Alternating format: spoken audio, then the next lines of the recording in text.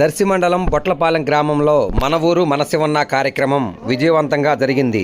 ఈ సందర్భంగా ముఖ్య అతిథులుగా హాజరైన జిల్లా పరిషత్ చైర్పర్సన్ బూచేపల్లి వెంకాయమ్మ, దర్శి వైఎస్ఆర్ కాంగ్రెస్ పార్టీ నియోజకవర్గ ఎమ్మెల్యే అభ్యర్థి డాక్టర్ బూచేపల్లి శివప్రసాద్ రెడ్డి, వారి సతీమణి బూచేపల్లి నందినీలకు గ్రామస్తులు హారతులిచ్చి గజమాలలతో ఘనస్వాగతం పలికారు.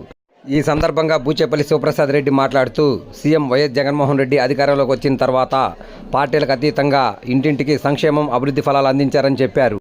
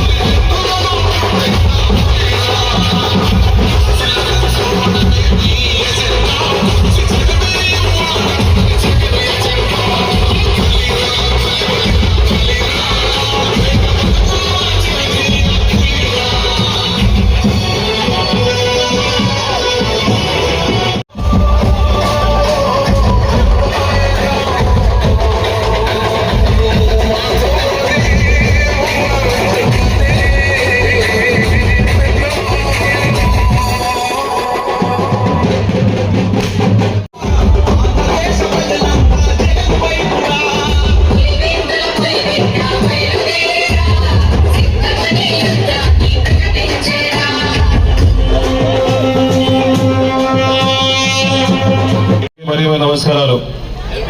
మన ప్రీతమ నాయకులు వైఎస్ జగన్మోహన్ గారి ఆశీస్సులతో మళ్ళా మీ ముందుకు రావడం, మీరు గత 20 సంవత్సరాల నుంచి బూచేపల్లి కుటుంబం మీద ప్రేమతో, ఆప్యాయతతో 20 సంవత్సరాల నుంచి నాన్నగారిని ప్రేమించారు, అభిమానించి మంచి మెజార్టీతో గెలిపించారు. 2009లో మంచి మెజార్టీతో గెలిపించారు. అదేవిధంగా మళ్ళా మీ ముందుకు మీ ఆశీస్సుల కోసం మీ తమ్ముడు మీ శివ ఈ రోజు రావడం, మీరు చూపించే ఈ ప్రేమ, ఈ చక్కటి చిరునవ్వుతో వచ్చేసిన మహిళలందరూ కానీ, జగన్మోహన్ గారి అభిమానులందరూ కానీ, వైఎస్ఆర్సీపీ నాయకులందరినీ ఎప్పుడు మర్చిపోలేని చెప్పి శుభాకాంక్షలు తెలియజేస్తున్నా.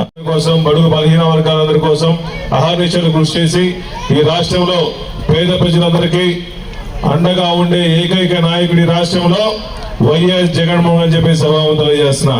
కులాలకి, మతాలకి, పార్టీలకు అతీతంగా ఎన్నో సంక్షేమ పథకాలు జగన్మోహన్ గారి టైంలో వచ్చాయి.